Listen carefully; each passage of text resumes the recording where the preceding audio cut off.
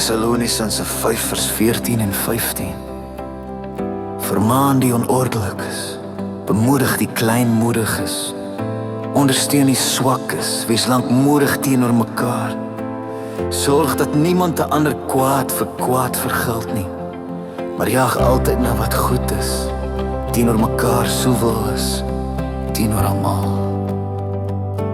Here, leer ons om met liefde te leef. As dinge skief loop in my dag en niks wil regtig reg wil gaan, leer U my om stil te bly, om sag te praat, om U te sien daarin. As mense my verbyloop blind, as ek moeg raak verwag en wag, fluister die woord weer in my hart, moenie moed verloor nie, my kind. Want U is stadig tot toereikend liefde elke dag, en as ek struikel in my menswees, draai U my nog steeds aan. Leer my om geduldig te wees met almal wat ek ontmoet, om goed te doen, om lief te wees soos U dit van my vra, Here goed. Leer my om sag te bly staan, selfs as my wêreld raas. U liefde leef deur my hande, ek kies geduld, ek kies U pad.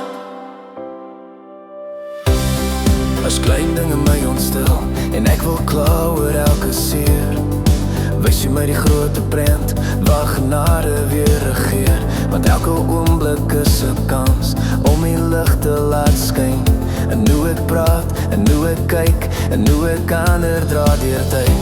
U hart klop stadig vol genade, U gee meer as wat ek sien, en elke dag vorm U my lewe om meer soos U te wees hierin. Leer my om geduldig te wees met almal wat ek ontmoet, om goed te doen, om lief te wees soos U dit van my vra, Here goed. Leer my om sag te bly staan, selfs as my wêreld raas, en liefde leef deur my hande, ek kies U pad. Ek gee my trots, ek gee my haastigheid, ek gee my wil aan U vandag. Laat U vrede vloei deur elke woord, deur elke tree wat ek nog gaan. Ek gee my hart aan U.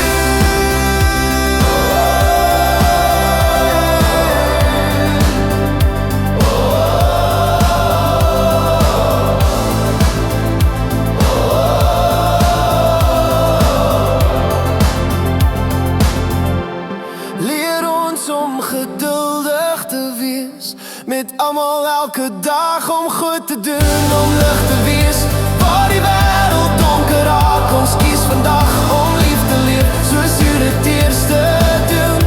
U genade dra ons almal, Here, maak ons net, maak ons net, maak ons net, maak ons net.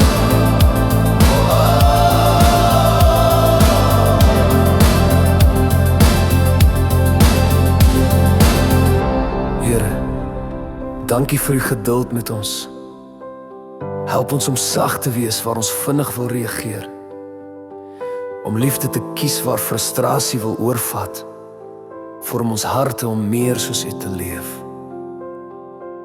elke dag met almal. Amen.